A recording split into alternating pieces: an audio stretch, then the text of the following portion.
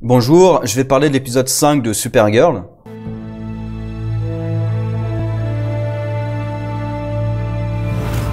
Bon, je pense que ça va être assez court parce que finalement, il y a vraiment, on se concentre vraiment sur un truc principal.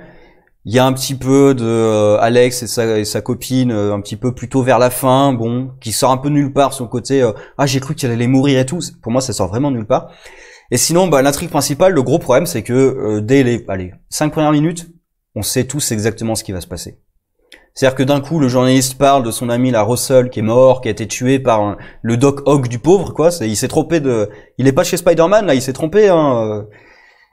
Et on sait tous que, tiens, le gros retournement, ça sera que l'assassin de son ami qui porte un masque et qui, en plus, on voit plus tard une photo de Russell qui lui ressemble quand même avec la barbe et tout. Enfin, pour moi, c'était évident qu'il n'y a pas de corps. Tu crois que c'est lui qui l'a tué? Évidemment, c'est lui, en fait. C'est Russell, évidemment.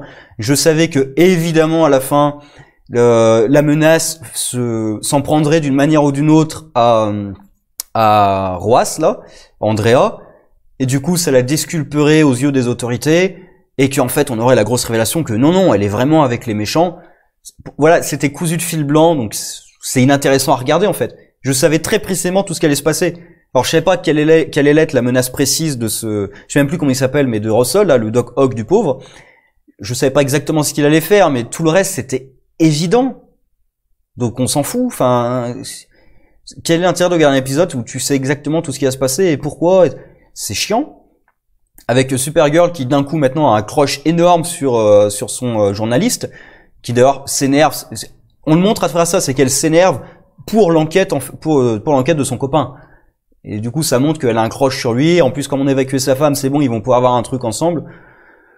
Bon, voilà, c'est un peu pénible. Après, il y a toujours des trucs un peu débiles, du genre Supergirl qui utilise pas ses pouvoirs correctement. Elle veut choper le mec, elle atterrit devant lui au lieu d'atterrir directement sur lui et de prendre l'arme. Elle a une super vitesse, elle a des yeux laser. Comment tu te fais choper? Enfin, même elle évite les bras et tout, mais pourquoi tu te fais chier à éviter les bras? Là, tu les attrapes, tu les détruis, tu fonces à super vitesse sur le mec, tu lui prends l'arme et c'est réglé. Non, ça marche pas. Il y a quelques passages gênants, je pense à Brainiac qui est possédé par l'alien, là, c'est un peu gênant quand même. Et voilà, il y a pas grand chose à dire. À la fin, ils utilisent le truc pour provoquer l'apocalypse, en gros.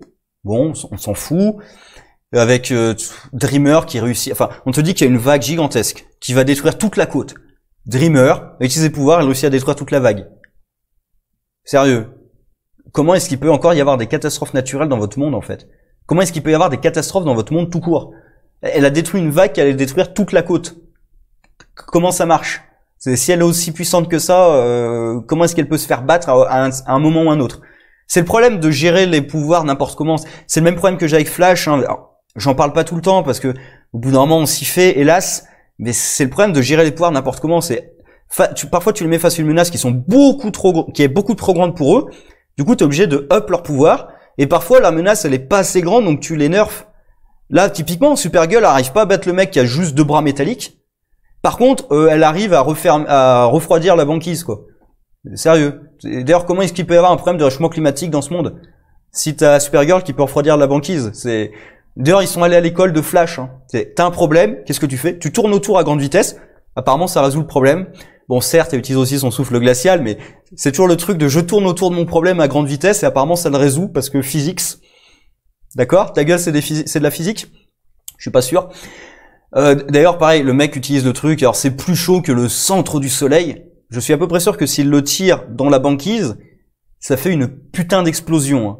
D'ailleurs, je suis à peu près sûr que l'eau, elle est pas liquide, hein, elle est vaporisée.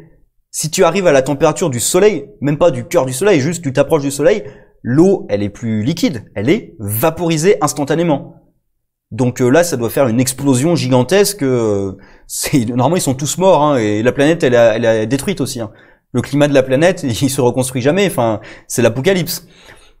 Voilà. Et à la fin, on apprend que Andrea, oui, a un lien avec Leviathan, mais en même temps, c'est pas elle qui dirige Leviathan, puisqu'on lui demande de s'occuper de son ex-petit copain. Et elle a pas l'air d'être ultra contente de faire ça. Enfin, d'après la tête qu'on voit à la fin. Et il y a Lina qui a apparemment réussi son truc de contrôle mental, qui est vraiment en mode full super vilain maintenant. Voilà, donc il y a rien vraiment qui me motive. Leviathan peut-être, mais je sais pas ce qu'il va en faire. Le frère de John, j'avais beaucoup d'espoir, et là, il s'est fait capturer. Maintenant, il est sous le contrôle de Lina. Quel est son lien avec le Monitor? Parce que c'est le Monitor qui l'a amené là. Donc, quel est son lien avec le Monitor, avec la Crisis? Apparemment, aucun. Voilà, donc je continue à être déçu. Hein. En même temps, c'est pas la série que je préfère, mais bon. Sur ce, au revoir.